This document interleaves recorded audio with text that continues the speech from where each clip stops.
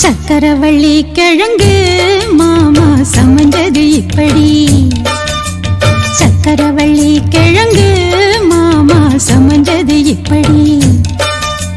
முந்தா நாள் வானம் மாமோய் தூரல் போடும் நேரம். மூதா பூவ போல பூத்து உக்காந்தேன்னு போறான். அது எப்படி எப்படி சமஞ்சது எப்படி.